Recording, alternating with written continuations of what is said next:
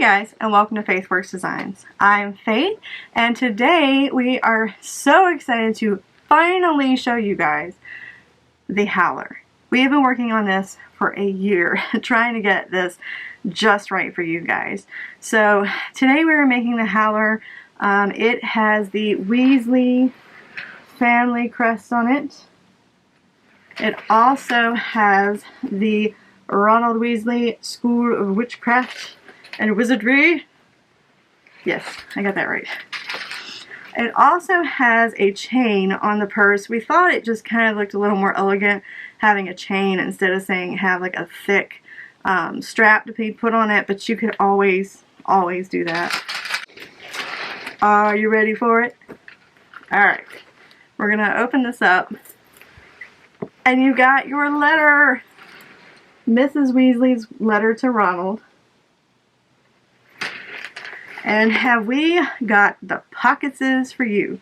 Okay, so first of all, I want to show you that the very front has a magnetic closure. So if you want to show off the letter, you can, but it's not going to pop open on its own. So you are going to have to kind of like pull that down. You don't have to do the magnetic snaps in here. You can just let it flap open. That's what we did with the wallet. But I liked that it kind of magnetically snap together because it also gives you this pocket right here in the front for a slip pocket, and then you have gazillions of pockets. Hold on, look at these zipper pulls. Hopefully the camera is picking them up for you. So we have 4 zipper pockets in this thing. We also have 12 credit card slots, and then a whole slew of slip pockets. There is even a slip pocket in the very back behind all of it. So if you're ready for pockets, we have got you covered. You have plenty of pockets. So let's get started.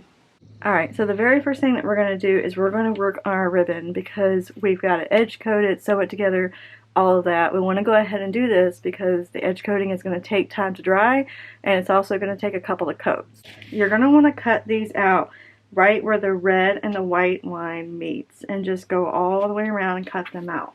They'll look like this when you get finished. On one of them, I go ahead and I put some double-sided tape. I probably should have used a quarter so that it's not in the seam allowance because we are going to be sewing these, but it's fine. You can use a 1/4 inch, just use them down the center, or 1/2 inch, it's up to you.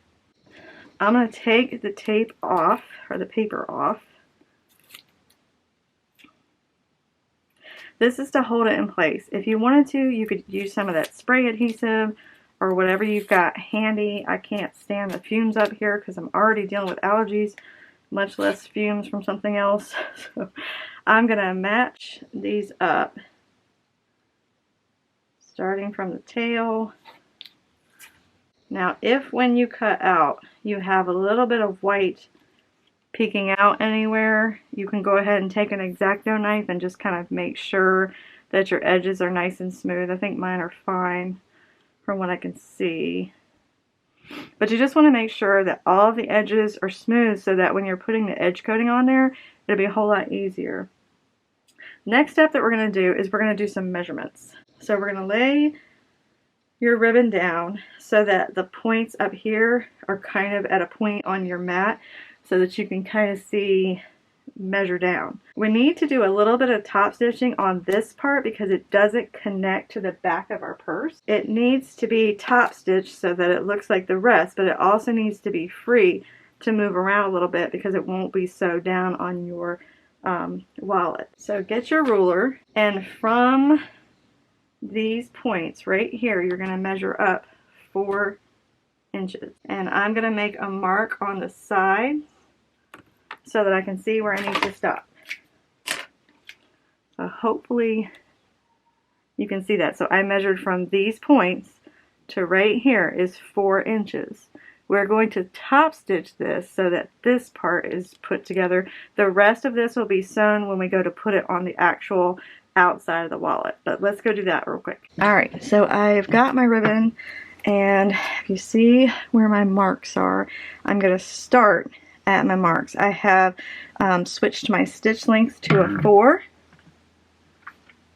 And then with this foot on, it makes it really difficult to see where I'm starting at, but I think, yep, there we go. And you're just going to go kind of slow, 1/8 of an inch away from the edge. We're just kind of making it look like we're top stitching the ribbon.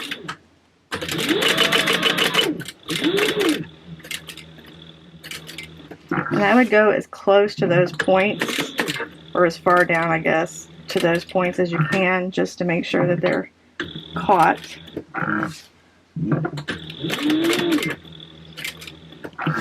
Take your time with this, because this is going to show up like a sore thumb if you don't do it right. Ask me how I know. Alright, and then we're just going to come back to the second mark that we made on the opposite side of where we started. Okay. Now, we're going to pick a side that we favor the best. And that's going to be the top. Okay, and then you need to pull your threads through and burn them. And then I'm going to take this back to the table and I'm going to show you guys. You see that little bit of white peeking out through there? I'm going to take my knife and cut all of that off and make sure that everything's nice and smooth. So let me do that. Alright, so I have got my ribbon all done up to the up to the 4 inches. I have got my little X-Acto knife here. And what I'm going to do is I'm just going to trim that white off. Now, when you're edge coating, you need to make sure that your edges are nice and even, because if you don't, it's going to show up and your edge coating won't look as nice. So just take your time. Hopefully what I'm doing is in the camera. It's very difficult to do this and talk at the same time. Okay. You just kind of want to check it with your finger to see if they're nice and even. And then I will show you guys how I do my edge coating and mix up my colors and all of that jazz.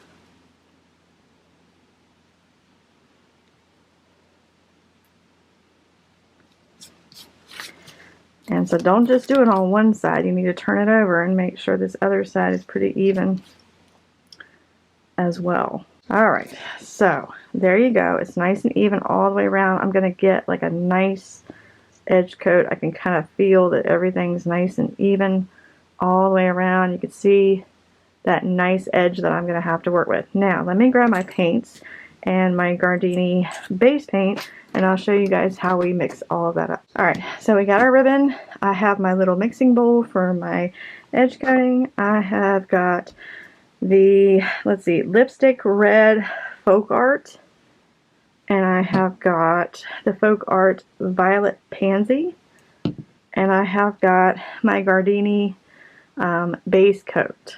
Okay, so I'm going to give this one a shake. So in order to get this burgundy, I'm just using what I have. You can go to the store, you can get the exact color, it's up to you. I'm using what I have because I've got it. And with the mock-ups, I did this and it worked out really well. So I'm just going to put me some red in there. And you don't need a ton, guys. And then some of the purple. Alright, you just need a little bit of purple. Ugh, find somebody strong that can open this up. Hold on. Okay, so I couldn't get that one open, but I have a little teeny tiny bit left in here, so I'm going to pour that in. Now, the more of the edge coating that you put in, it's white. So it is going to lighten up whatever color you're using. So just keep that in mind.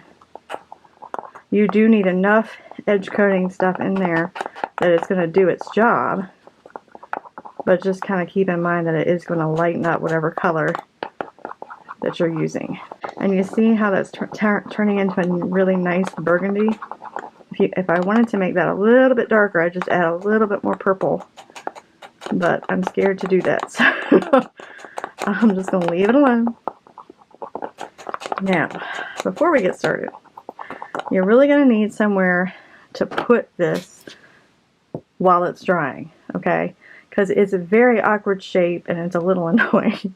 So I'm going to kind of hang it off the edge of my desk, kind of like this, and then put a weight on this side just to kind of keep well, to keep it on my desk, but also just to kind of keep it so that the edge can actually dry on its own.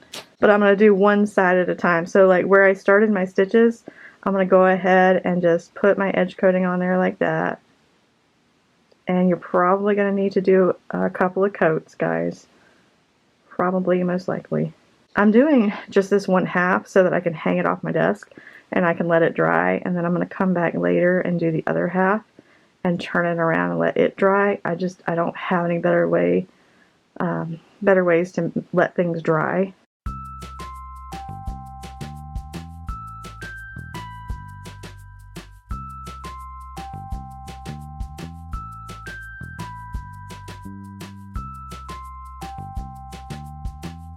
Alright, so I am doing one for this video and then I am doing another one for TikTok. So they are all edge coated. My hands will be red for forever and it's fine. Okay, I'm going to let these dry, and then in a little bit, after a few more steps, I am going to come back and I'm going to do another coat on them just to make sure that everything's coated nice, and then I'm going to turn them around and do the other end.